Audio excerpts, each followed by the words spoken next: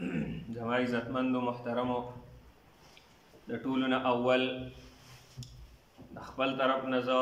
قاري صاحب ته هغه مبارکي ورکوم چې قاري صاحب دلته کې تاسو ته قرآن مجید هغه ختم هغه وکړو. یقینا په دغه تراو کې دغه ختم د قاري صاحب دپاره دا ډیره مشکله مرحله وي.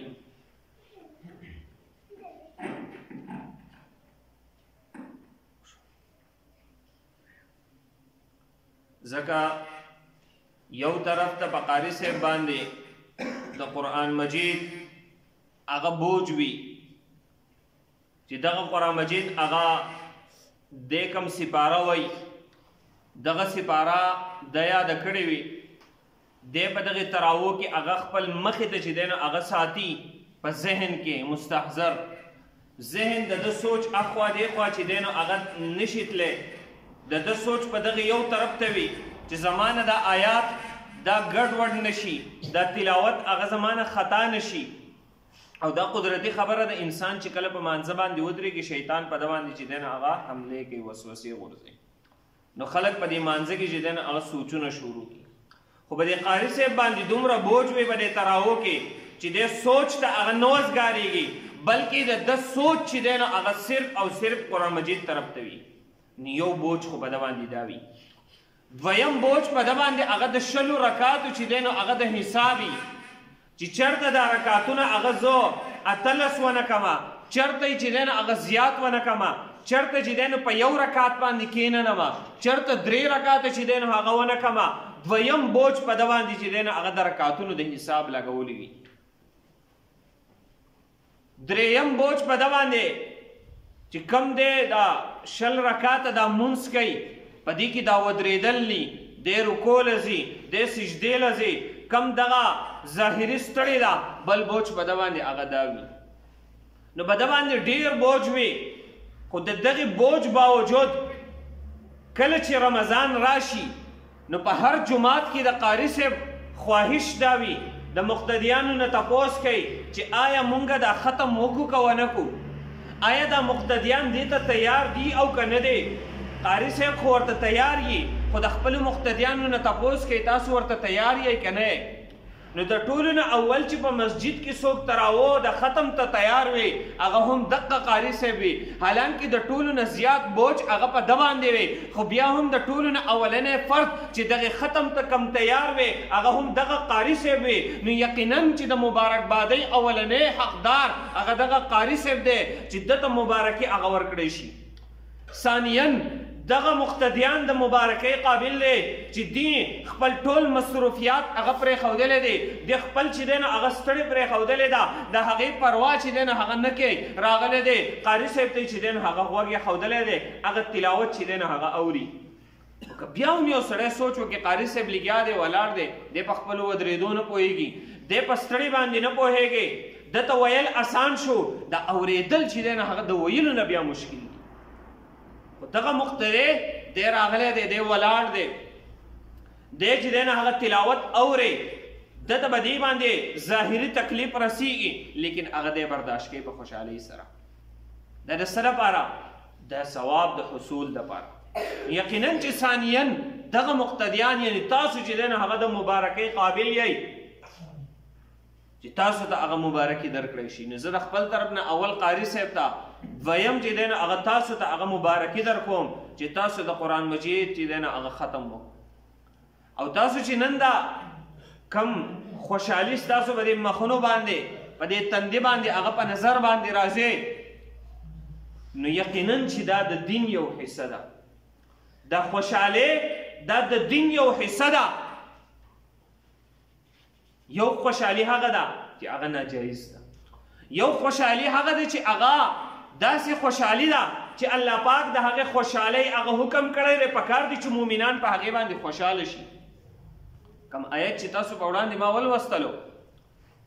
یا ایها الناس قد جاءتکم موعظة، ای خلکو تاسو ته یو نصیحت راغلی دی، هغه نصیحت هغه د قرآن مجید دی، تاسو ته دا قرآن مجید الله پاک را لېږلی دی. په دې کې شفا الله پاک یې ښودلې ده. دا تاسو یې نه دا څومره چې دی نو هغه دا خرمې دا څومره اوبه راوړلی شوي دي دا د دې لپاره راوړی شوی دی چې په دې باندې قاري صاحب چې دی نو هغه دغه کم ختم یې کړی دی په کومه ژبه باندې دغه چوب چې دی نو هغه په دې باندې وکړي دا به زموږ دپاره د برکت هغه باعث وي دا به زموږ دپاره هغه زموږ د بیمارانو دپاره شفا چې دی نو هغه وګرځي. الله پاک فرمایي تاسو ته ما دا کتاب را لیږلی دی په دې کې شفا ده په د انسانانو دپاره یو شفا د زړونو ده چې د کفر د جهالت د تیارو نه هغه راځي دین اسلام طرف ته. یو شفا چې دی نو هغه د ظاهري جسم ده چې د ده په جسم کې کم بیماری دی الله پاک هغې ته شفا ورکوي په دې سره. بیا مخې ته الله پاک فرمایي قل بفضل الله ته ووایه ای پیغمبره چې په فضل د الله پاک باندې فلیفرحوا پکار ده چې دا خلق خوشحاله شي. یعنې د الله پاک د طرف نه چې کم فضل الله پاک په انسانانو باندې کړی دی او کم رحمت یې را لیږلی دی مفسرین لیکي د فضل نه مراد هغه قرآن مجید دی یا د فضل نه مراد دین اسلام دی د رحمت نه مراد هغه قرآن مجید دی یا د فضل نه مراد قرآن مجید دی د رحمت نه مراد د نبی علیه السلام ذات دی یا د فضل نه مراد قرآن مجید دی د رحمت نه مراد د نبی علیه السلام احادیث دي. نو ای پیغمبره ورته ووایه چې دغه قرآن مجید چې تاسو ته راغلی دی فبذلک فلیفرحوا پکار دی چې په دې باندې خلق خوشحاله شي او دغه قرآن مجید خیر دا غوره دی مما یجمعون کم چې دغه انسانان هغه را جمع کوي کم چې دغه انسانان په دنیا کې هغه مال و دولت جمع کوي ساز و سامان جمع کوي د دغې ټولو نه یا نور څومره هر څه دی د دې ټولو نه چې دی نو هغه دولت د قرآن مجید هغه غوره دی. پکار ده چې په دې سره خلک هغه خوشحاله شي. یو خوشحالي د قرآن مجید ده. نو دلته چې تاسو کوم راغلی دا هم دغه قرآن مجید باندې تاسو خوشحاله یې. دغه د قرآن مجید د ختم هغه خوشحالي ده او یو خوشحالي هغه ناجایز خوشحالي ده. کله چې قارون ته خلکو وویل چې ته تکبر مه کوه تا له چې کوم مال دولت الله پاک درکړی دی لا تفرح په دې باندې مه خوشحالېږه ان الله لا يحب فرحین الله پاک داسې خوشحاله خلک نه خوښوي کومه خوشحالي چې ته کې دغه خوشحالي ستا د تکبر نه ډکه ده دغه خوشحالي ستا د لویۍ نه ډکه ده او دغه خوشحالي ستا د هغې قول نه ډکه ده چې ته ووایې د هر څه ماته زما چې دی نو هغه زما د قابلتوب د وجې نه ماته راکړی شوی دی الله پاک په دې کې ما باندې احسان نه دی کړی په دې باندې مه خوشحالېږه دغه خوشحالي داسې خوشحالېدونکي خلک الله پاک ته خوښ نه راځي. خو بل طرف ته الله پاک د دین اسلام په باره کې فرمایي چې په دې سره دې خوشحاله شي خلک نو دغه خوشحالي الله پاک ته هغه محبوب ده. خو خوشحالي د کم حده پورې کم چې د دین اسلام خپل حدود دي د هغې پورې د دین چې کله دا خوشحالي بیا اوړي ناجایز حدودو طرف ته هغه تجاوز کوي بیا به دغه خوشحالي مناوهل چې دی نو هغه ناجایز. نو دلته چې تاسو کوم راجمع شوي یې کم ختم دی د ختم په باره کې د خوشحالي چې دی نو هغه ستاسو په زړه کې یو خوشحالي ده هلکه نن زموږ په جومات کې په مسجد کې هغه د تراو ختم دی نو دغه خوشحالي د دین اسلام چې دی نو هغه څه دی زموږ د تقاضا کوي او په دې سره موږ ته ثواب میلاویږي چې موږ خوشحالیږو په دې سره. نو قرآن مجید چې تاسو کله شروع کوئ الف لام میم ذلک الکتاب لا ریب فیه دا کتاب داسې کتاب دی لا ریب فیه داسې کتاب دی شروع داسې ده لا ریب فیه په دې کتاب کې شک نشته دی په کم لحاظ سره شک نشته دی په دې لحاظ سره شک نشته دی چې آیا دا کتاب د الله پاک د طرف نه هغه نازل دی که نه د یو انسان جوړ شوی کتاب دی او خلکو ته چې دی هغه پیش کړی شوی دی نو په دې کې شک نشته دی دا یقیني خبره ده چې دا کتاب د الله پاک د طرف نه هغه نازل کرده کتاب دی په دې کې شک نشته دی. خو ذهن ته هغه یو سوال لازي چې د مکې مشرکینو خو پکې شک کړی و یا نن چې دی هغه ډېر خلک خو په دې کې شک کوي چې دا کتاب د الله پاک د طرف نه هغه نازل کرده کتاب نه دی. مشرکینو خو به وی چې نبی علیه السلام په دې مکه کې دغه دی یو کس دی هغه د انګارۍ دا دکان دی دا لرونه کم دا تورې وغیره دا تیره کوي دغه کس ناسي هلته کې هغه چې دی نو د اهل کتابو هغه کتابونه ورته یاد دي نبی علیه السلام ځي د هغه سره کینی د هغه نه یې زده کوي بیا موږ ته چې دی نه هغه بیانوي نو هغه خو پکې شک کوو نو د دغه شک جواب الله پاک په هم په دغه سورې بقرې په 23 او 24 نمبر آیات کې هغه ورکړي وان کنتم فی ریب که چیرې تاسو په شک کې مما نزلنا علی عبدنا کم چې موږ په خپل بنده باندې کتاب نازلو په دې کې تاسو شک کوئ فاتو بسورة من مثله د دې په شان یو صورت چې دی نه هغه پیش کړئ ودعوا شهداءکم من دون الله د الله پاک نه علاوه چې ستاسو څومره مددګاران وي هغه ټول چې دی نه هغه راجمع کړئ د دې مثل چې دی نه هغه پیش کړئ بیا فرمایي مخکې آیت کې فإن لم تفعلوا ولن تفعلوا فأذنوا بحرب من الله ورسوله کچې تاسو دا کار ونه کول د مثل یو پیش نکو ولن تفعلوا او هرګز تاسو د مثل چې دی نه هغه نشي پیش کولی نو که تاسو په دې باره کې شک وي نو اسان علاج که تاسو وایئ چې دا کتاب د الله پاک د طرف نه نازل کرده کتاب نه دی بلکې نبی علیه السلام یې د ځانه جوړی نو اسانه خبره دا ده چې د دې په شان پیش کړي ځکه د دنیا اصول دا دي چې په دنیا کې یو انسان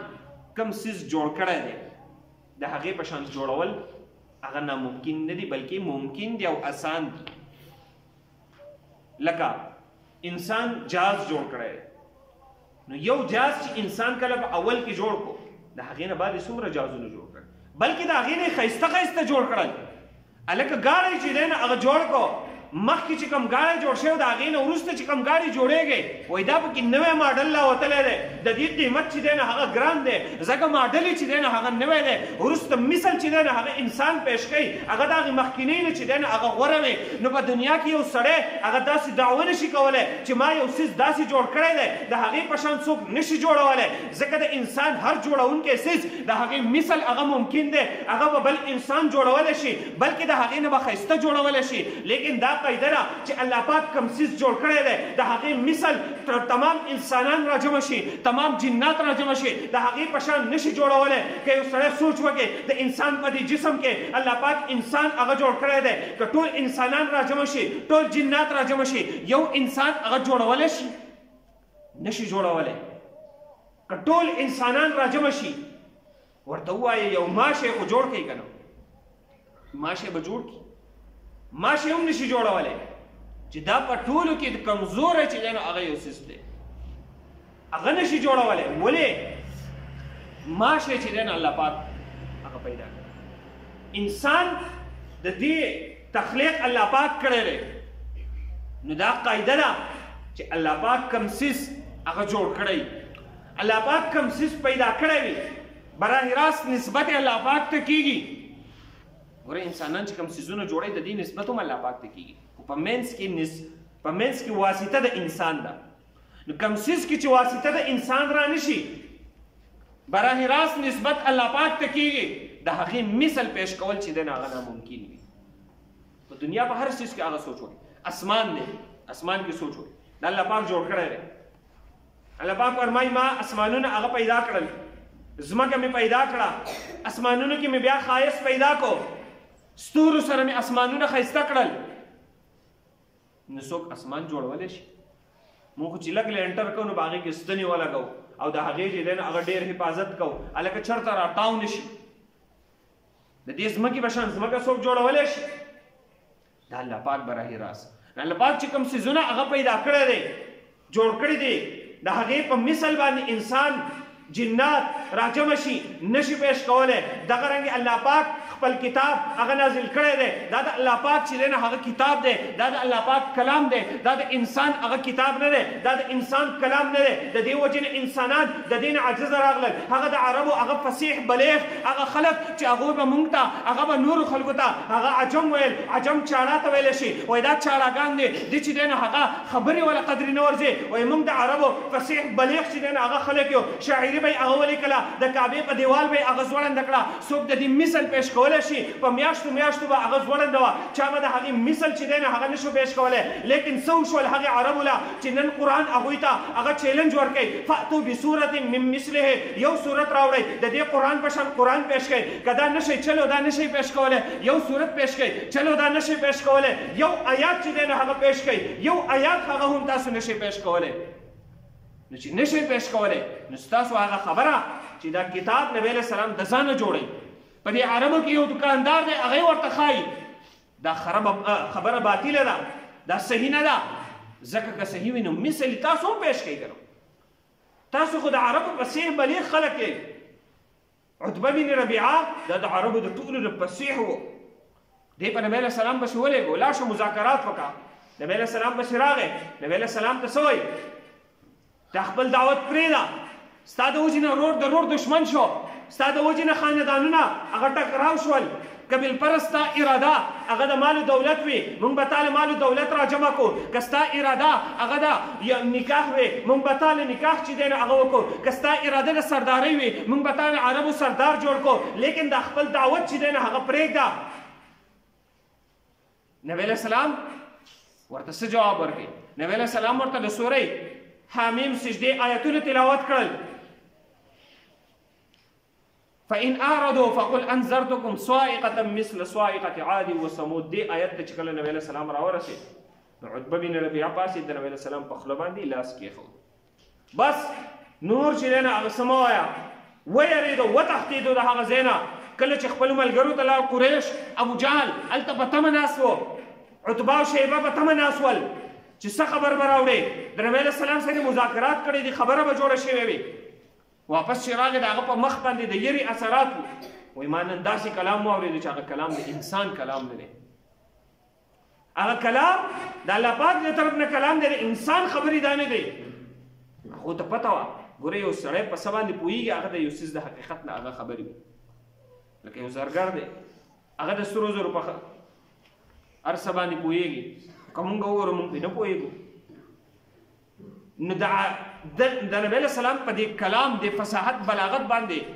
هغوی پوهېدل چې دا کم فصاحت بلاغت په دې کلام کې پروت دی دا مونږ نشو پیش کولی نو هغه ابو جهل دی هغه ورته څه ووایي وایي ده په تا باندې سحر و هغه سحر یې په تا باندې وکړه د هغې اثر دا دی چې ته اوس ګډې وډې خبرې کوې هغه ورته صحیح ده زه خپل جوړ کوئ خو ما تاسو خبر کړئ چې دا کم کلام دی پیش کوي دا کلام چې دی هغه د انسان کلام نه دی دا د انسان خبرې نه دي نو اسانه خبره دا ده که بالفرض تاسو په شک کې د بې په مثل باندې پیش کوئ نو ځکه الله پاک هغه اعلان کړی دی ذلک الکتاب لا ریب فیه داسې کتاب دی په دې کتاب کې چې دی نو هغه شک نشته دی چې شک پکې نشته دی د دې کتاب هغه څه ډیوټیانې موږ ته حواله کېږي بل آیات کې الله پاک هغه فرمایي هو الذي بعث في الأميين رسولا الله هغه ذات دی چې په امیانو کې په عامو خلکو کې هغه یو پیغمبر راولي چې هغه لیکل لوستل نه دی کړی نبی علیه السلام پړهایي نه ده کړې هغه باندې کتاب نازل کو یتلو علیهم آیاته چې په دې باندې آیتونه د هغې لولي نو اولنی پیغمبر مې راولېږو د پیغمبر چې راغی کتاب مې وله ورکو اولنی ډیوټي کتاب چې دی نو هغه ده یتلو علیهم آیاته د دې آیتونه پې هغه تلاوت کوي اولنی ډیوټي د نبی علیه السلام دا بیان کړه دا کتاب راغلی دی د دې آیتونه هغه امت ته چې دی نو هغه تلاوت کوي نو اولنی خبره هغه د تلاوت راغله د دې د آیات د دې د الفاظ د دې تلاوت کوي په دې باندې او دغه تلاوت دا لوستل د دې تعلق د الفاظو سره هغه دی د دې وجې نه علما لیکي د قرآن مجید په تلاوت باندې محض په تلاوت باندې الله پاک هم ثواب ورکوي ثواب ورکوي په دې باندې اگر که یو سړی په معنی باندې نه پوهېږي خو بیا پې هم الله پاک ثواب ورکوي ځکه تاسو دلته اوس ولاړ وئ تاسو چې دی نو هغه دا ختم وکړو دا ټول قرآن مجید تاسو واورېدو تاسو خو ډېر به داسې و چې پوهېدی پې نه چې دا څه وایي قاري صاحب خو بس تلاوت کوي دقه صرف اورو په معنی نه پوهېږو په تفسیر نه پوهېږو خو د دې ثواب تاسو ته الله پاک درکوي ځکه پیغمبر چې راغی اولنی یتلو علیهم آیاته په دې باندې د دې آیتونه هغه لولي او که بالفرض داسې شي چې په تلاوت باندې ثواب نه میلاویږي چې په ترجمه نه پوهېږي نو بیا به هغه قاریان هغوی به څه کوي چې هغوی کله حفظ کوي په هغه وخت کې خو هغه په قرآن مجید نه پوهېږي او کوم وخت چې د قرآن مجید د پوهېدو راشي بیا حفظ چې دی هغه ممکن نه دی ممکن دی مشکل دی په ډېر عمر کې حفظ هغه ډېر مشکل وي. حفظ چې کېږي هغه د ماشوموالي چې دی نو هغه په دور کې کېږي او په هغه وخت کې ماشوم په قرآن مجید په ترجمه هم نه پوهېږي، په تفسیر خو لویه خبره ده. نو اول د دې تلاوت چې دی نو هغه کول پکار دي او تلاوت کې دا یقین او عقیده ساتل پکار دي چې زه پې نه پوهېږم خو الله پاک به ماله د دې اجر ثواب راکوي، د دې بدله به ماله الله پاک هغه راکوي. د ده په زړه کې یو جذبه یو شوق چې زه خو تلاوت کوم، الله پاک دې ماله داسې توفیق راکړي چې زه د دې په ترجمه ځان پوه کړم، زه د دې په تفسیر باندې ځان پوه کړم چې په دې کې الله پاک زمانه څه غواړي، زمانه څه مطالبات دي، دی د هغې کوشش کوي او دی چې کوم تلاوت کوي په دې دته ثواب میلاویږي. حضرت مولانا اشرف علي تنویر رحمه الله د تلاوت د ثواب په باره کې یو عجیبه نکته لیکي. هغه فرمایي چې د نبی علیه السلام یو حدیث دی، نبی علیه السلام فرمایي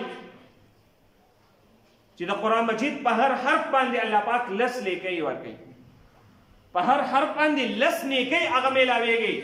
او بیا مخکې د حدیث کې نبی علیه السلام فرمایي زه دا نه وایم چې الف لام میم دا یو حرف دی، بلکې زه دا وایم بل الف حرف، الف جدا حرف دی، واللام حرف، لام جدا حرف دی، والمیم حرف، میم چې دی نه هغه جدا حرف دی. دا درې واړه حروف هغه جدا جدا نبی علیه السلام هغه ذکر کړل. تنویر صاحب نکته لیکي په دې کې چې یو سړی وایي چې محض په تلاوت باندې ثواب نه میلاویږي تر څو چې په ترجمه نه پوهېږي، د ده دا خبره هغه باطله ده، دا خبره غلطه ده. ځکه نبی علیه السلام فرمایي الف لام میم دا جدا جدا حروف دی، الف جدا حرف دی، لام جدا حرف دی، میم جدا حرف دی. اوس نبی علیه السلام دا نه دي فرمایلی چې ذالک الکتاب دا ذالک زال جدا حرف دی، لام جدا حرف دی، کاف جدا حرف دی. دا نبی علیه السلام نه دي فرمایلی، بلکې هغه حروف د هغې نشاندهي نبی علیه السلام کړې ده چې هغه حروف د حروف متشابهات ویلی شي، هغه حروف مقطعات دي چې د هغې په معنی باندې علما هم نه پوهېږي، د هغې په معنی باندې مفسرین نه پوهېږي، د هغې په معنی باندې هغه شیخ الحدیث نه پوهېږي، لوی نه لوی عالم دی، د هغې په معنی باندې هغه نه پوهېږي، حتی تر دې چې د هغې په معنی باندې صحابه هم نه پوهېدل چې هغه د نبی علیه السلام او د الله پاک په منځ کې یو راز دی. خو بیا هم نبی علیه السلام څه فرمایي؟ ګوره نبی علیه السلام ذالک الکتاب یا الحمد، ګوره قرآن مجید خو د الحمد نه شروع کړي، نبی علیه السلام الحمد ذکر نه کړو چې په دې الحمد په هر حرف باندې نیکي میلوي، خو الف لام میم ذکر کړل. نو په دې طرف ته اشاره ده، نکته ده چې د الف لام میم دا داسې حروف دي چې د دې په معنی باندې هیڅ څوک نه پوهېږي، که کوشش هم وکړي بیا پې نه پوهېږي، خو بیا هم الله پاک په دې باندې ثوابونه ورکوي، 10 نیکۍ ورکوي. نو چې یو حرف داسې چې ته کوشش وکړې د هغې په معنی باندې پوه شي خو فی الحال پې نه پوهېږې، بیا هم الله پاک تعالی به هغې باندې نیکۍ چې دی نو هغه درکوي. او اخوا بیا په معنی باندې پوهېدل، په هغې کې غور و فکر کول، څومره چې پکې دننه ننوځې دومره الله پاک نیکۍ چې دی نو هغه بیا سیوا کوي. خو ته چې ظاهري تلاوت کې د هغې د یو حرف 10 نیکۍ په مانځه کې بیا ښه سیوا کېږي هغه. نو کم خلک چې ناره لګوي چې تلاوت مه کوئ، کله چې په ترجمه نه پوهېږي الله پاک به ثواب نه ورکوي، دا ناره غلطه ده، دغه ناره غلطه ده. تلاوت کوئ، قاري صاحب تلاوت کوي هغې ته غوږ کېږدئ، اگر که نه پوهېږي الله پاک ثواب درکوي. کوشش کوه چې ځان پې پوه. نو اولنې یتلو علیهم آیاته، نبی علیه السلام الله پاک راولېږو کتاب یې ورله ورکړو. اولنۍ خبره یتلو علیهم آیاته دپاره د دې چې په دې امت باندې د دې آیاتونه هغه تلاوت وکړي، دا ولولې، ویزکیهم او د دې تزکیه وکړي، ویعلمهم الکتاب والحکمة دې ته کتاب وښی حکمت ورته وښی، یعنی تعلیم د کتاب ورته ورکړي، تعلیم د حکمت ورته ورکړي. او هم دقه چې دی نو هغه دی چې علما هغه پې ځان پوهه کوي، د هغه تعلیم هغه قبلی، د دې په ترجمه ځان پوهه کوي، د دې په تفسیر باندې ځان پوهه کوي. هم دقې ته چې دی نو هغه بیا تعلیم د کتاب ویلی شي. دا په 2مه درجه کې دی، په اوله درجه کې تلاوت، په 2مه درجه کې چې دی نو هغه پوهه، او په 3مه درجه کې ویزکیهم په دې باندې چې دی نو هغه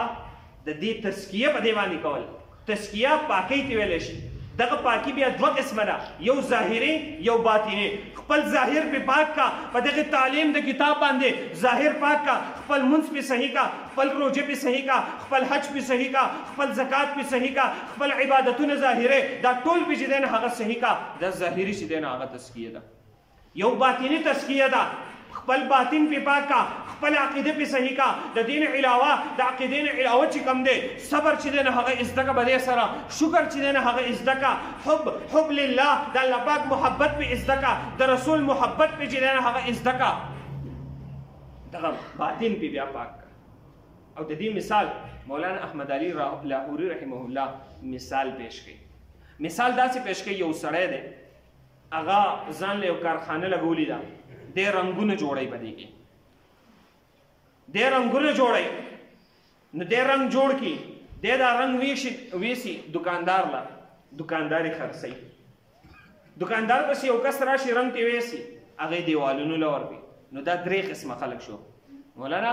لاهوري رحمه الله فرمایي دا درې قسمه خلک. یو هغه دی چې رنګ جوړی، بل هغه دی چې رنګ خرڅي، دریم هغه دی چې رنګ لګي، دیوال وغیرہ له رنګ ورکي، رنګ ساز دی. نو لاهوري رحمه الله فرمایي یو دین د الله پاک دی، هم دغه چې الله پاک فرمایي صبغة الله ومن احسن من الله صبغة. صبغة الله رنگ الله پاک. نو علما سلی گئی صبغة الله دین الله، دین د الله پاک. ومن احسن من الله صبغة، او څوک ته ښایسته د الله پاک نه په رنګ کې، دینتن په دین کې څوک ښایسته دی الله پاک نه. نو ګوره رنګ یو رنګ جوړیږي، نو الله پاک دا دین جوړ کړی دی. الله پاک د دین جوړونکی دی، د قرآن هغه پیدا کوونکی جوړونکی دی. بیا یې چې دی نو هغه رالیږلی چاته، ګوره رنګ جوړ شي دکاندار ته ځي. الله پاک هغه دین جوړ کو، راویلیږو چاته، علماو ته پیش کو. پیغمبرانو په ذریعې پیغمبرانو ته راغی، علماو چې دی نو هغه ازده کو. د دې نه بعد دغه رنګ چې کله ورکولی کېږي، نو دغه دین تعلیم د دین چې څوک درکوي، د دې نه بعد دغه تعلیم قبلول په خپل وجود کې راوستل، دا به چې دی نو هغه صوفیا کوي. دغه به بیا تزکیه د نفس هغه